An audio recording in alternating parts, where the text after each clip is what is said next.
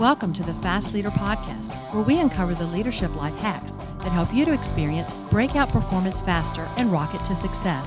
And now, here's your host, customer and employee engagement expert and certified emotional intelligence practitioner, Jim Rimbach. Call Center Coach develops and unites the next generation of call center leaders. Through our e-learning and community, individuals gain knowledge and skills in the 6 core competencies that is the blueprint that develops high-performing call center leaders. Successful supervisors do not just happen. So go to callcentercoach.com to learn more about enrollment and download your copy of the Supervisor Success Path ebook now. Okay, Fast Leader Legion. Today we're going to have a great discussion today. We're going to be talking about some things that, really you can affect. And also bring in some insights that are current and then also futuristic in nature, because we have Dan Gingiss on the show with us. Dan, welcome. Hey, thanks, Jim. Super excited to be here. And for those of you who aren't familiar with Dan, Dan Gingiss was born and raised in the suburbs of Chicago, along with his older brother and younger sister. Dan's parents pushed him to be successful, but in a fair and nurturing way. And what his dad always used to say is that A's, B's, and C's are your problem. D's and F's are our problem. And he was also consistently encouraging Dan to try new things, be in different types of, or enjoy different types of international cuisine or school subjects. And this created an open-mindedness in Dan that has served him well in his career. After graduating from the University of Pennsylvania with a degree in psychology and communications, Dan naturally turned to marketing. He had no idea what he wanted to do, but in hindsight, marketing is the perfect combination of psychology and communications. He worked as a product manager at the Danbury Mint, a direct-to-consumer collectibles company, and he focused on sports and automotive collectibles. And he quickly learned that the ins and outs of direct mail, newspaper, and magazines. He decided to apply to business school at the Kellogg School of Management, and he took his first marketing class and finally learned what he had been doing for the 4 years, the names, the frameworks, and the structures behind it. Post-Kellogg, he spent some time at a B2B financial services company and then nearly 10 years at Discover Card, where he played a key role in them winning their first J.D. Power Award for customer satisfaction. And it's one of Dan's proudest achievements, but he says that his newest one is forthcoming, and we'll talk about that in a second. So after stints at Humana and McDonald's, Dan decided once again to try something new and join a marketing technology startup called Persado. Dan is a speaker and author of The Experience Maker, which is his current proudest moment. And it's how to create remarkable experiences that your customers can't wait to share. And then he's also the author of Winning at Social Customer Care, How Top Brands Create Engaging Experiences on Social Media. And he also hosts the Experience This, show, a podcast, and the Experience Maker show. And Dan still lives in Chicago. So Dan, welcome, and thanks for helping us all get over the hump. Well, thank you so much for having me, Jim. And the sort of coda to that life story is that I now work for the Dan instead of the man, and I am a lot happier doing that. So that's been a fun transition for me. Well, and I know we've talked a little bit about that transition and how some of that has had to change. And I think we're going to get into that as far as the customer experiences and change. But I want to start with what you actually shared in the book. The very first sentence in the book of The Experience Maker, you state that the goal of the book is to convince you that a remarkable customer experience can be your best sales and marketing strategy, and then show you how to execute it. And for me, I reflect upon that, and I continually ask myself, why do we have to convince people that the customer experience is important? The answer is simple, because if you look at companies, they're spending all of their dollars on sales and marketing and almost nothing on customer service and customer experience. It's just where the focus has always been. The goal has been grow the organization by bringing on new customers. And my argument is you can also grow the organization by preventing your existing customers from leaving, and maybe even getting them to recommend their friends and family and colleagues to your business. So by focusing some of our effort on existing customers, we can grow in a similar way to what we've been trying to do on the marketing side. Okay, so then if I am an organization that wants to do that, I'm going to have to go through a transformation process, and I'm going to have to become more customer centric and really focus in on the customer experience. But when I look at the studies and statistics associated with customer-centric transformation, there's a significantly high failure rate. Why is that? I think it's because people look at customer experience as having to be a huge overhaul in their organization. And yeah, if you don't have any sort of customer centricity in your culture, maybe there is a bigger overhaul. I look at customer experience as really a series of smaller events versus a gigantic transformation. Gigantic transformations take a long time. They're overwhelming, they're risky, and they don't always work. So a lot of what you'll find in the book are lots of simple, practical, and inexpensive ideas for improving your experience that when you start doing that and can replicate it, you end up with the big change. So it's just a different approach because look, I spent 20 years in corporate America. I know how hard it is to get projects approved, to get budgets approved, to get through the red tape, to get legal on board. And I'm trying to dispense with all of that in this book by giving you simple ideas that you go back to work the next day and start executing. Well, when you're saying that, I start thinking about just how we are as human beings and how we, fall into patterns and cultures, kind of, repeat themselves and have self-fulfilling prophecies. And I start thinking about the failure rate on customer experience. And I start looking at all these factors and I start seeing what a lot of companies are doing, and they're creating, a different role to work across the organization to really focus in on that growth. And so they're adding, chief revenue officers. Are we at risk of having the chief revenue officer replacing the need and the thinking that I need a customer experience officer? It's a great question. The chief revenue officers that I have encountered are usually responsible for sales. So we get back to that same dynamic of they're judged on how many new customers they're bringing in and how much those customers are spending. Nowhere in there is any discussion on how happy are our existing customers, how willing are they to refer us to other businesses, what's their tenure look like, and can we prevent attrition? I don't necessarily see that as a chief revenue officer's role, at least not yet. And so I think that there's plenty of room for a CRO and a CXO, where really the CRO is focused on bringing in the new customers, adding the logos, et cetera, whereas the chief experience officer is about, let's focus only on the people that we already have and let's keep them. Let's, get them to refer us to others and start talking about us so that, they ultimately, the CXO has, I think, a closer relationship with marketing, with the CMO, than maybe with a CRO. Okay. So for me, when I start, looking at a couple different things, and I took some notes here, is you talk about this kind of concept and you refer to it in a cute little story, but I mean, it makes sense and you bring it home and you talk about, the leaky bucket. So if you can't explain, what do you mean by, almost every single company and organization having a leaky bucket? Sure. So the leaky bucket is when you have customers that are leaving you, which is probably happening most every day. And worst of all, they are not telling you why they're leaving, right? Somebody who at least is yelling and screaming as they're running out the door, you know what you did wrong and you might be able to fix it for the next customer. But the people that just attrite, that just leave to your competition and don't tell you why are the most dangerous. And that's what a leaky bucket is. So you think about a leaky bucket, drip, drip, drip. Every time it drips, another customer has left. That makes it harder on your sales team because now they have to bring in that new sale and they got to make up for the one that just left.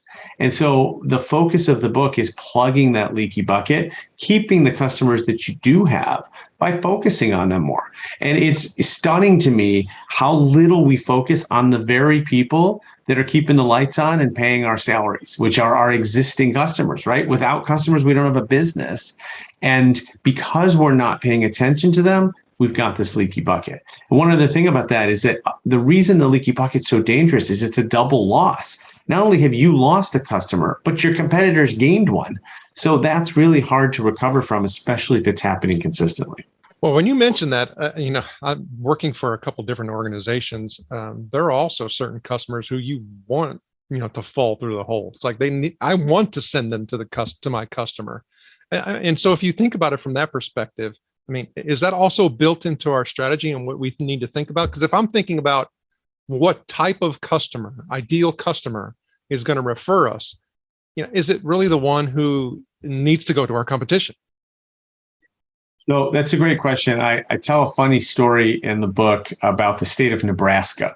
And I live in Illinois, as you mentioned, and I received a travel guide for the state of Nebraska, which I normally would not have given a second thought to. I don't think I've ever had a desire to go to the state of Nebraska, except that this travel guide not only had an amazing image on the front, but it said that at the top, it said it was the not at all what you expected state travel guide. And at the bottom, there's an outline of the state of Nebraska, and it says, Nebraska, honestly, it's not for everyone. And the second I read that, I wanted to go to Nebraska, right? But what I loved about it, what I talk about in the book, is it's okay, even advisable, to know who your product and service is not for. And don't market to those people. It's okay if somebody isn't ever going to be your customer. I think you may be talking slightly differently about maybe you've just got a really annoying customer that you'd like to go sick on the competition. I get that as well. But the truth is very few products and services are right for everyone. And when you can identify the people who aren't your target, you save your salespeople a lot of time and energy. They're not chasing after people that are never going to buy. You save your marketing dollars, and you can focus on the people that really want to be with you. Okay, so that, right, what you said right there, I think there's a lot of difficulties with that because, one of the things that you also mentioned in the book is that you say that the best part about the customer experience is that it is delivered by humans, right? So when I think about that, and I'm needing to be able to equip them, with what's necessary in order to be able to identify when, maybe we're just not a right fit, and say it in a very respectful manner instead of, always trying to continue to make them satisfied, which is oftentimes how we train people, is that, it can create, a compounding of problems because they're not able to deliver, the service in a manner by which it's going to essentially not create conflict and a lot of social noise, right? So having humans delivering that experience, what kind of risk is associated with that? Well, look, you've spent a lot of time in contact centers as well. And at the end of the day, the human element, the reason I say it's one of the best parts of experience is because it is the ultimate differentiator. Nobody has the humans that your company has, right? And so when we talk about, I talk in the book about how competing on price has become a loser's game. And competing on product or service has become nearly impossible because almost everything's copyable. Even the most innovative companies in our time, and the Ubers of the world, have been copied, right? So what's left is experience. The good news is that experience is delivered by humans. And I don't necessarily mean in person or even on the phone. I mean, digital experience has become a huge part, but that's still designed by humans, right? And so the human element is what makes your brand your brand. It's the face of your brand. And that, I think, is so critical to creating an experience that people want to talk about. We know the folks that are younger than us, Jim, the millennials and the Gen Zs, we know that they want relationships with brands. They want to be heard and treated like an individual, not an account number. This is a rising demand among, a growing customer base that's got a lot of disposable income. They want that relationship. And I think the pandemic has even exacerbated that because we went so long without human contact other than on Zoom. And so that human relationship that we have with companies is really critical to the CX success. Well, then that starts putting, some thinking into the realm of digital transformation. So, for organizations, in order to be able to, serve a modern and futuristic customer, in order to be able to gain, efficiencies and hopefully effectiveness, they're looking at doing digital. Well, what's the risk of that? Because a lot of times humans aren't involved with that interaction. I know you say it's designed by humans, but still it's not the human touch and connection. Well, look, the contrasting element here is that consumers today also want to be able to self-serve, right? And so they want to self-serve until they can't anymore. And then they want to talk to a human. And so digital transformation, one of the keys is allowing customers to do what they came to do as quickly and efficiently as possible. I tell a lot of stories about this in the book, including my time at Discover, where I had to convince my team at Discover, my digital team, look, No one wakes up in the morning wanting to come to their credit card website. No one. So when they come, we got to get them in and out as fast as humanly possible. We can't stand in their way. We can't throw marketing at them. We just need to get them in and out. And as soon as we did that, our customer satisfaction scores went way up. Our recommendations went way up. People liked doing business with us. So yeah, you can be digital and still create a remarkable experience because you know your customer, you understand what they want, you're willing to look yourself in the mirror and say, look, I don't like being on my credit card website either, right? And so I don't want to create an experience that I wouldn't want. And so that's sort of the human element that's added in there. But also when people get stuck, they want to talk to a human. And when I say talk, I don't mean that literally. It might be chat, it might be email, it might be social media. They want human intervention. And so with all this discussion of digital transformation and AI and machine learning, and it's all great stuff, but I don't believe it's going to push the human element away anytime soon because there's such a high demand for it. Okay, well, to me, especially now, I think we're experiencing, and it's across the board in a lot of different industries, an issue with the labor force, right? So if I'm starting to say that, hey, the human interaction and where it's needed, is an important element in our differentiation, yet I'm having these struggles, within the labor force as far as, hiring, people who can deliver, that experience. When you talk about this younger generation and the way that, because of a multitude of factors, they are lower in their emotional intelligence, and being able to deliver, the empathetic, connection and service delivery. I mean, what are, again, I start thinking about the risks associated with that is how can a company, really differentiate when you have all of these forces, kind of working against them. I don't know if it's temporary. I don't know, but to me, I do see, and I believe in what you're saying, but it's a risk. Yeah. I mean, one of the things that I think you're referencing is there's always been a pretty strong link between employee experience and customer experience. We can't ask employees to deliver great experiences if they don't know what one looks like, or if they hate their job, if they're miserable every day. They're not going to deliver that kind of experience. So there has become a more intense focus on the employee experience, which of course will help ultimately with the hiring issue. Right now, we've got a situation right now where there just aren't as many people out there that want to do these jobs. And so creating a better employee experience is going to be really key. I'll give you one small example that I always recommend because I get asked this a lot is, should customer service agents also handle community management? And I say yes, because I want a customer service agent to talk to some happy people during the day, right? You think about what their job is. All they do is talk to upset people. I mean, no wonder they don't want to stay at the job. But we've got a situation now, especially in social media, where we have a lot of fans that talk to us as well and just want to, tell us that they love us or thank us for something or what have you.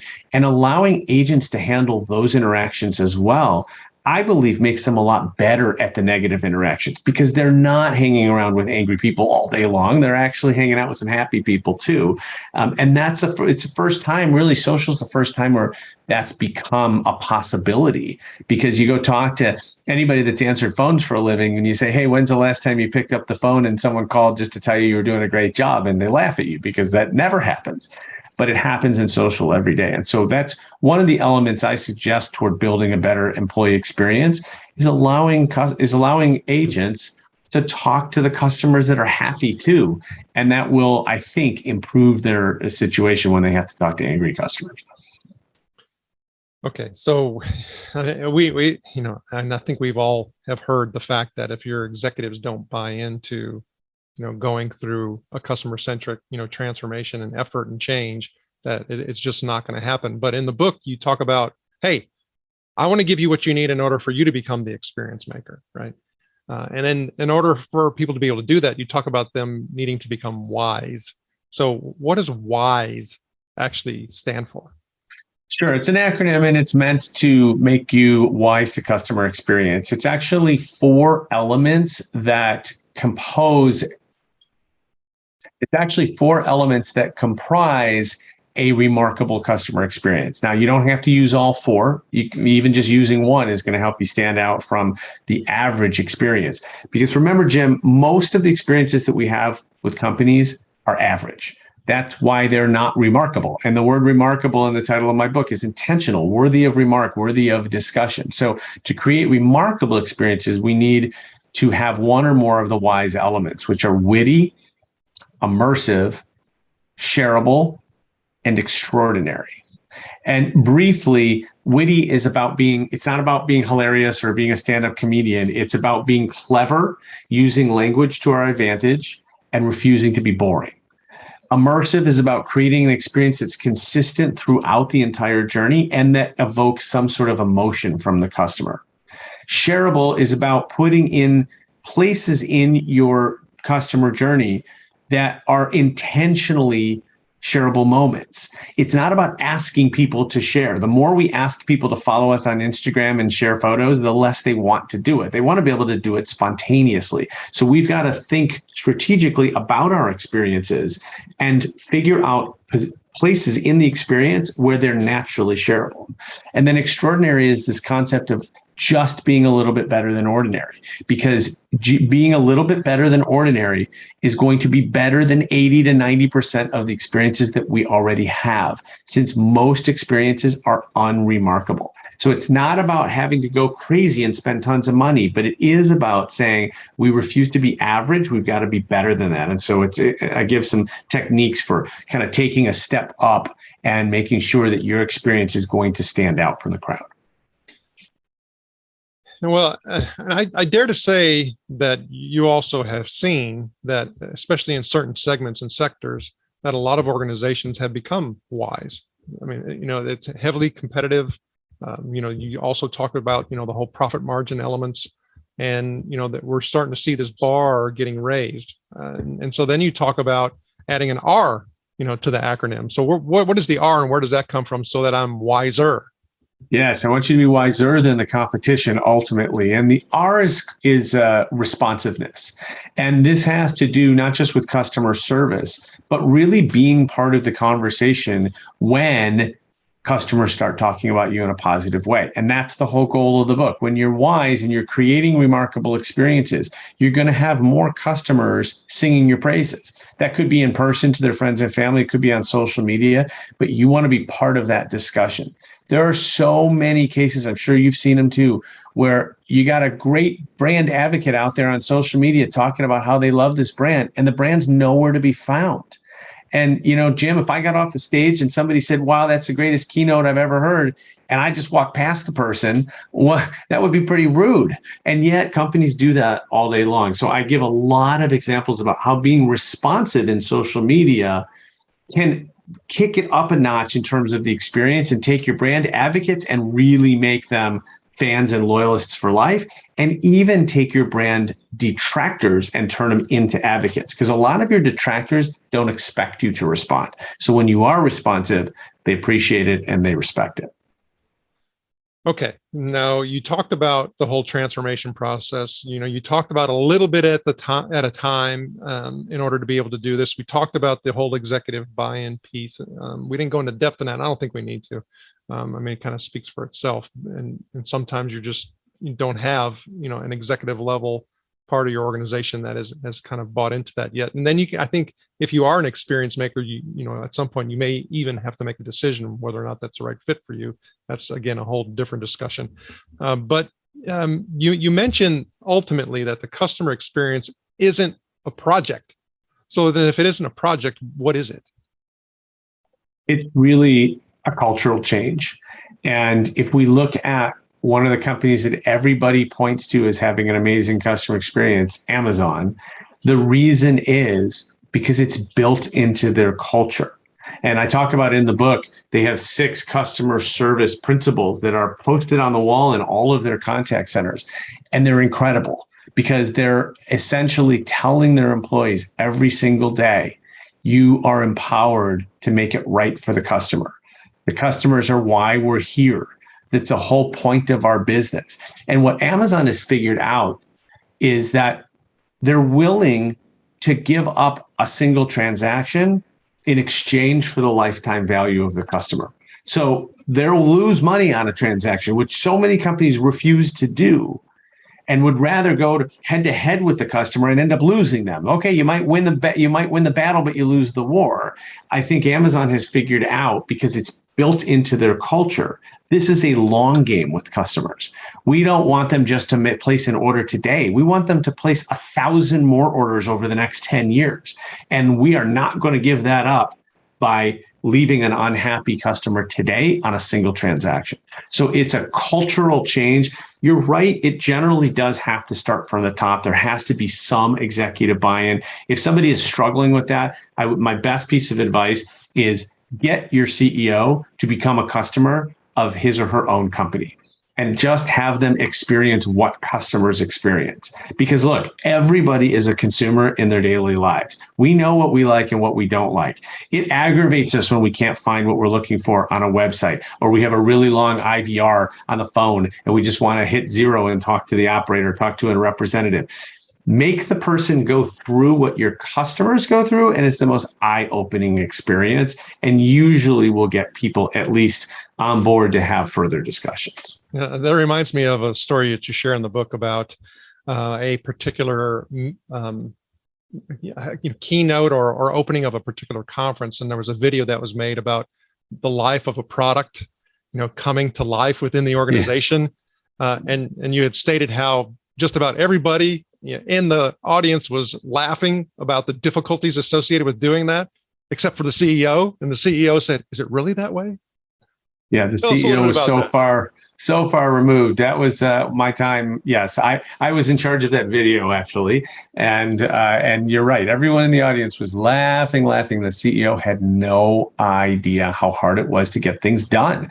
And so sometimes you do have to, proverbially hit them over the head with it to get them to pay attention. But really, customer experience comes down to a culture, a belief that customers are why we're here. Without customers, we don't have a business, we don't have jobs. So we need them, and we need, not only do we need more of them, but we need to keep the ones that we have. Okay, so then in the book, and you end the book, and rightfully so, is that, we've had a lot of shifts that have happened in both the B2B and B2C world in regards to the customer experience with COVID-19 and what I call, our pandemic era. I don't think this is changing, because if we look at the historical nature of these things from a virus perspective that impact us, we had the H1N1, we had Ebola, these things are coming closer together. And to me, it's like mask mandates are probably going to be permanent at some point, because we're just going to keep rolling through these things. But that affects and impacts the customer experience. So I have to think, what is the future of the customer experience? Well, the good news is, if we could take some positive out of the pandemic, is that it really shined a brighter light on customer experience and employee experience. And customers were staying loyal to the companies that were there for them when the chips were down. And they also took note of the companies that weren't there for them. So it was a really important moment in time. I think some of the learnings that we had, which will certainly outlast the pandemic, the first is preparedness. There were so many companies that were completely caught off guard by this, and all of them have some sort of business continuity plan. But look, I sat in those business continuity plan meetings, and we used to joke about how, pandemic, that's never going to happen, and other types of calamities that you think, well, that's never going to happen. Well, guess what? It happened, and most business continuity plans were thrown out in about the first week of the pandemic. So we have no excuse next time but to be better prepared. I think that's going to be a big change. Another thing I expect to outlast the pandemic is and you mentioned it with the mask, is both customer and employee safety. Safety is going to be a key component to deciding what brands we want to do business with and what brands we want to work for. If we don't feel safe, we're out of there. And safe can mean a lot of different things to a lot of different people. It might be fear of catching a virus. It might be fear of slipping and falling. It might be physical safety in terms of whether the wrong types of people are coming into the business. And it could be digital safety. Are you taking care of my data and keeping all of that safe? This is now something that's at the top of customers' minds and employees' minds. They don't want to come in. Employees don't want to come into to work if they don't feel safe. So that's going to be something that companies are going to have to continue focusing on, because you're right. Today it's COVID-19. Tomorrow we don't know, but it's going to be something. And so we gotta be there for our customers and our employees.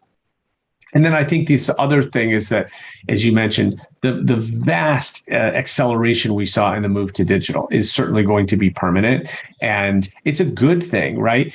I like to say I'm actually one of those few people that enjoys grocery shopping, but during the pandemic, when I realized I could save 2 hours in my weekend by ordering ahead and picking up curbside, I'm going to want to keep doing that even when the pandemic's over. And so that took a whole lot of digital transformation with the grocery stores that weren't prepped for that, but now they are. And the good news is they can keep using it going forward. Okay, so when you start looking at, some of these, ultimate and real risks and, potential future risks, and I started thinking about legacy businesses, I started thinking about, disruptive businesses. You've mentioned a couple. You have a whole lot of examples that are in the book. I start wondering about, safe executive decision making. Because if you look at the statistics associated with, what types of discussions happen at the most senior levels of organizations, by far, 80% plus of all the conversation is associated on, fear, risk, and threat-based types of conversations. So if I'm thinking about, some of those discussions that really need to be happening, at those uppermost levels of an organization in regards to the customer experience, in regards to the marketplace, in regards to all these safety issues, there's so many things that I could be talking about that I would never leave, right? So what are really, if you look at it from your perspective, what are the top 3 things that organizations need to be addressing today? Well, I'll tell you, the biggest risk of all is standing still. And that's the best way to drive your company out of business. And one of the stories I tell in the book is on Toys R Us, and it's its beloved brand. But man, for me, the Toys R Us store at age 40 and the Toys R Us store at age 9 were exactly the same store. They just never evolved. And you look at a store like a Lego store, where kids come in and it's a destination and they want to play and they get to experience the product before they buy it and all that. To me, that's what Toys R Us should have been. That's what Amazon can't be, right? Amazon, that's the one thing they can't do. And yet Toys R Us sort of failed to evolve. And so that's the real biggest risk. I think the thing in terms of what companies should do, listen to your customers, listen to your employees, and don't be afraid to take action. It's really, at the end of the day, when you ask people for their opinions and their feedback, you're going to get it. You're going to get the positives, and you should do more of those things. And you're going to get the negatives. You should try to stop doing those things. And really, if we just dumb it down, that's what customer experience is. Do more of the positive, do less of the negative. And the more we're willing to listen to our customers and employees, the better the better handle we're going to have on how it is that we need to service them and what it is that they need going forward. Okay. So, man, it's not an easy task. Even though we can simplify it and boil it down, to some very simple factors. But when you start looking at the planning versus the execution, there's often a massive gap. So some organizations can, go through the planning process and create some of the best plans, but they fail to execute. And so if I think about being able to execute, a lot of times we need inspiration on the show in order for us to be able to do that. And one of the things that we look at on the show to help give us some inspiration are quotes. Is there a quote or two that you like that you can share? Yes. One of my favorite quotes is from, as you mentioned before, I grew up in Chicago. I'm a big diehard Cubs fan. And our manager during the World Series year in 2016 was Joe Madden. And Joe actually wrote a whole blog post about all of Joe's Maddenisms in baseball that translate into business. But my favorite one of all is do simple better. And in baseball, he's talking about how you have to make the standard plays, those ground out to the shortstop. You got to make that every single time. And then you can start working on the tougher stuff. In business, it means an intense focus on simplicity. And if something takes 3 clicks, how do we make it 2 clicks? How do we make it 1 click or even no clicks? And doing simple better is such a great foundation for creating a customer experience program, because so much of what we do to our customers is create complexity. We create barriers. We make things hard for them. And we as consumers hate it when companies do that to us, but we do it every day to our customers. So do simple better is the best quote I can come up with in terms of inspiring people to really focus in on what they need to do from a CX perspective. So I think, what you're talking about is doing the simple, and all of that. Part of that is also being agile, is, being able to make the adjustments when we need to. And you talked about those backup plans that had to be thrown out because, they didn't allow us to be agile enough to make the adjustments to address, what was going on as far as the lockdowns and things like that. And, if I start thinking about all of that complexity, it also applies to you. You and I, before we started recording, you started talking about, hey, I'm doing this before the pandemic, and because of that, I had to do this, and now I have better backup plans. I have better, contingency plans, and I've had to diversify some things, stop doing some other things, and focus on that. I think that's an important part as well. So, okay, we have the new book coming out. We had the previous book. You have some gigs that are booked in the fall that, hey, are they going to happen? I don't know. But I start looking at all the shift that Dan Gingiss has had to make, and I'm starting to think about all these goals that you probably set. So if you could share with us, what is one of your most important goals that you have? Honestly, my most important goal is to inspire other people to be as passionate about customer experience as I am. I was a marketer for 20 plus years until I got into customer experience. And it was like I found my calling. And some of it was I realized I had always been there, but I hadn't put it together. Sort of like you said, I didn't know what I wanted to do after college. So I went into marketing and only later realized, psychology and communications. I kind of was preparing myself for marketing. I just never knew it. And similarly, I got this great compliment from someone at Discover when I worked there that said that he noticed in business meetings that I always was wearing the customer's hat. I was always trying to solve problems from the customer perspective. And it took me a moment. I received that compliment. I thanked him. And I realized this guy knows me better than I knew me, right? I hadn't actually thought of that before, but it was totally true. And so I want to provide inspiration to others to treat the customer right, to value them. They are our most valuable asset, because without them, we don't have anything. And so that's really, I think, the key goal. That, and, hey, if I can get the book on a bestseller list, that'd be awesome too. And the Fast Leader Legion wishes you the very best. All right. Thank you. Here we go, Fast Leader Legion. It's time for the Hump Day Hoedown. Okay, Dan, the Hump Day Hoedown is the part of our show where you give us good insights fast. So I'm going to ask you several questions, and your job is to give us robust yet rapid responses that are going to help us move onward and upward faster. Dan Gingiss, are you ready to hoe down? I am ready. Let's see. Do we have accompanying music for this hoedown, or do we have to make our own? No, actually, we played it already. We just do that post-edit. Oh, outstanding. All right. So what is the best leadership advice you have ever received? That every employee likes to be recognized differently. And if you know every employee, some of them want to be brought up on stage and heralded, and some of them will kill you if you do that, and they just want a pat on the back. So understanding that each one of your employees is an individual person with different needs. And what is holding you back from being an even better leader today?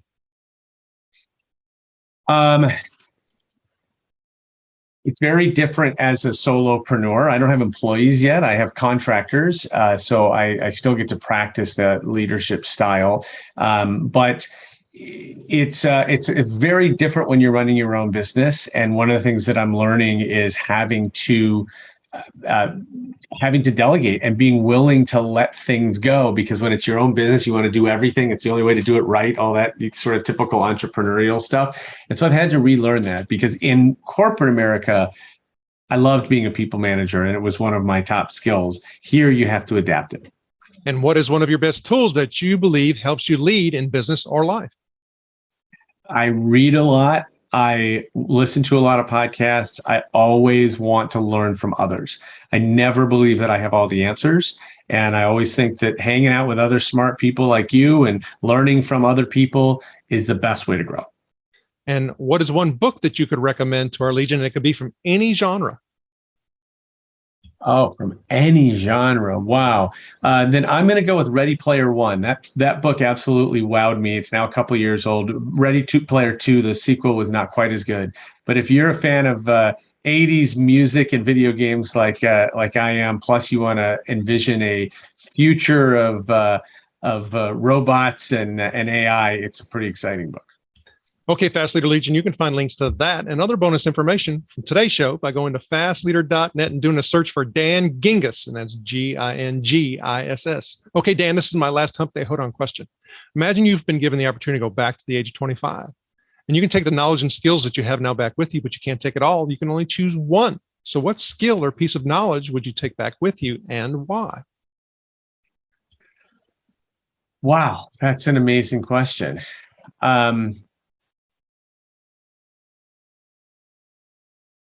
My first thought was I'd like to take the secret to creating electric vehicles, because if I could just saddle up and take over the Tesla job, that'd be cool.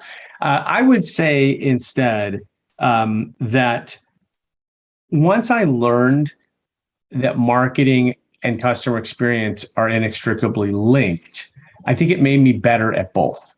And I would have liked to know, when I spent all those years kind of trudging through every marketing channel and just continuing to do marketing campaign after campaign, I think if I had that CX background, I would have done it differently and I would have been a better marketer.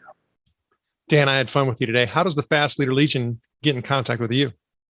Best way is dangingiss.com, or hit me up on Twitter and LinkedIn. I'm very active on both. And since I practice what I preach, I will be responsive. Dan Gingiss, thank you for sharing your knowledge and wisdom and helping us all get over the hump. Thank you for joining me on the Fast Leader Show today. For recaps, links from every show, special offers, and access to download and subscribe, if you haven't already, head on over to fastleader.net so we can help you move onward and upward faster.